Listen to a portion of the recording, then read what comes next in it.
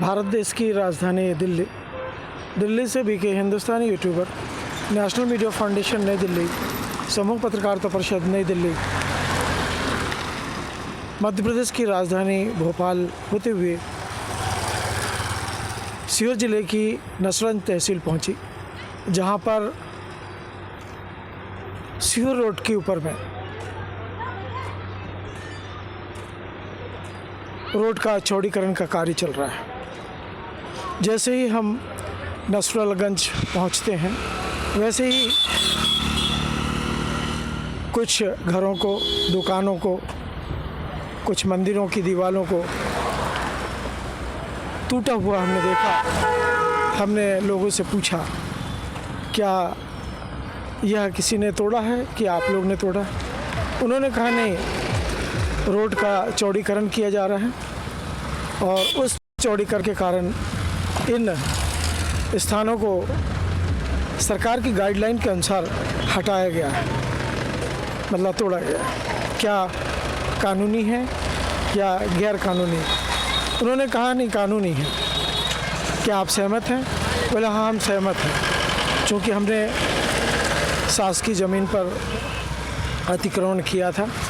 कई बार अधिकारियों ने हमें इंगित किया, कई बार मुझे कोर्ट की पेशियों में भी हाजिर होना पड़ा, पर चूँकि हमें उस समय आवश्यकता थी और हमने अपनी आवश्यकता की पूर्ति के लिए इस अतिक्रमण को कर लिया था, पर चूँकि शासकीय ज़मीन थी, इसीलिए हमने तोड़ते समय कोई आपत्ति नहीं की और ना करेंगे।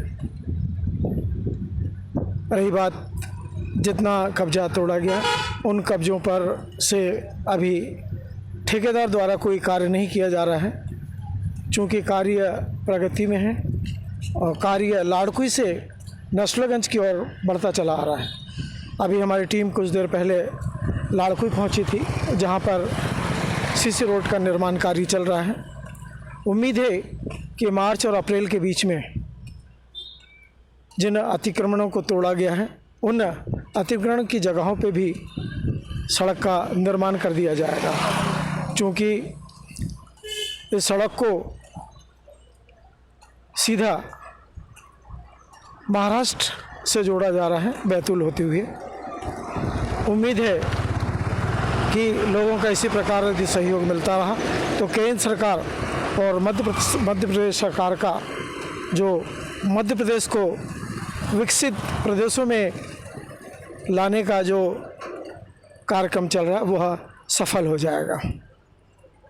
आप देख रहे हैं कैसे लोगों ने अपने आशियानों को, टूटे हुए आशियानों को फिर भी संभाल कर उन्होंने रखा है।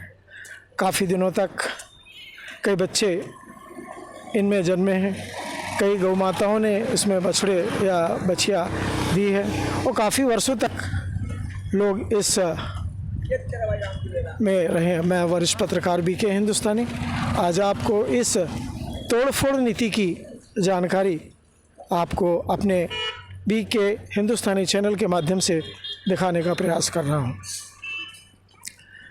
क्योंकि देश के अंदर में कानून को मानने वाले, कानून को समझने वाले मात्र 12% लोग हैं। 12% में भी कुछ ऐसे लोग हैं जो पढ़े लिखे होने के बाद भी कानून की किसी भी धारा को मानने के लिए तैयार नहीं है।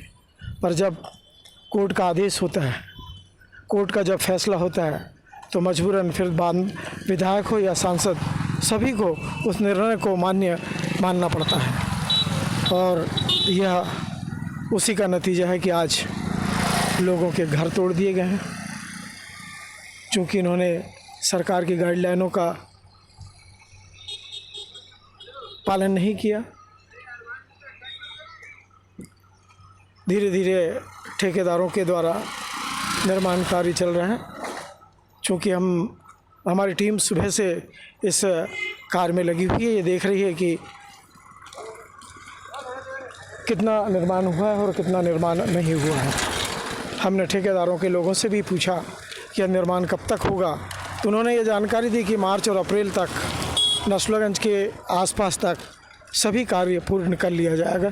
बिजली के खंभे भी आ चूके हैं, चूँकि गाइडलाइन के अनुसार विद्युत प्रवाह को रोका नहीं जा सकता, जल प्रवाह को रोका नहीं जा सकता। इसीलिए पुरानी जो लाइनें यहाँ पर बिछाई हुई थी उन्हें भी धीरे धीरे विद्युत विभाग के द्वारा हटाया जाएगा। मैं वरिष्ठ पत्रकार ग्राम भैरुंदा, चूँकि इस गांव को बहुत छोटा सा गांव था, भैरुंदा के नाम से जाना जाता था। आसपास में आदिवासियों का क्षेत्र था।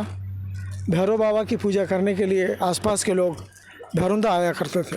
भैरुंदा का बाज़ार आज से ही नहीं कई पीढ़ियों से विख्यात है। आसपास के आदिवासी क्षेत्र के लोग इस भैरुंदा में अपने अपने क्षेत्र की उपज को लाकर शहरों में बेचा करते थे। धीरे धीरे यह क्षेत्र विकसित हो गया। भारतीय जनता पार्टी के आने के बाद बड़े बड़े पुलों का निर्माण, बड़े बड़े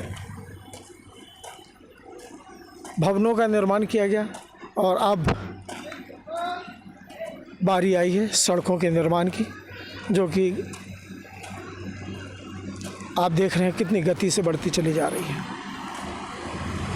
जो भी कार्य किया जा रहा है वो कानून के दायरे के अंतर किया जा रहा है और उम्मीद है कि लोग कानून को सहयोग देंगे। इन्हीं उम्मीदों के साथ मैं वरिष्ठ पत्रकार BK हिंदुस्तानी, जय हिंद, जय भारत।